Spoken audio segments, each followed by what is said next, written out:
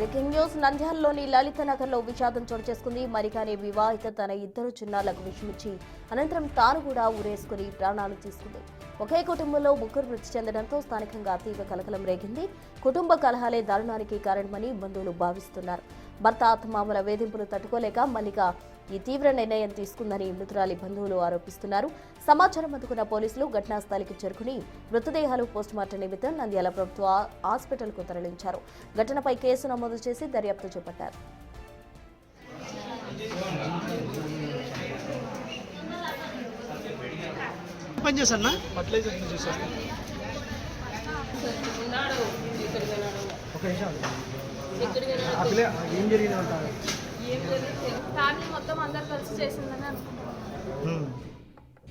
నంద్యాలలో లలితా నగర్లో విషాదం జరిగింది. మల్లిక అనే వివాహిత తన ఇద్దరు చిన్నారులకు విషమిచ్చి అనంతరం తను కూడా ఊరేసుకొని ప్రాణాలు తీసుకుంది. కుటుంబ కలహాలే ఇందుకు కారణమంటూ కూడా అటు లలిత బంధువులు ఆరోపిస్తూ ఉన్నారు.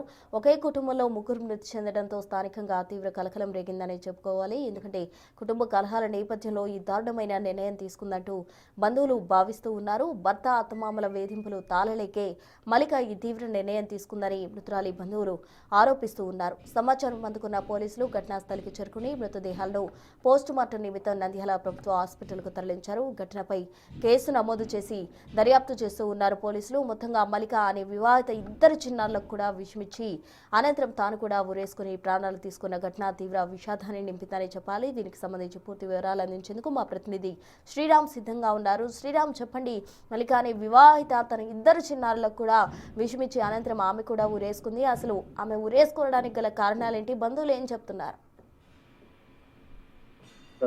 నంద్యాల కేంద్రంగా లలితా నగర్ లో దారుణ ఘటన చోటు చేసుకుంది. కన్న తల్లి ఇద్దరు పిల్లలకు విషమిచ్చి తర్వాత ఏదైతే తమ ఇంట్లో ఫ్యాన్ కి విరేసుకున్నటువంటి ఘటన కలకలం రేపింది. అయితే గత కొంతకాలంగా కుటుంబంలో ఉన్న కలహాల వల్లే ఈ ఘటన చోటు చేసుకున్నట్టు కూడా పోలీసులు ప్రాథమికంగా చెప్తూ ఉన్నారు.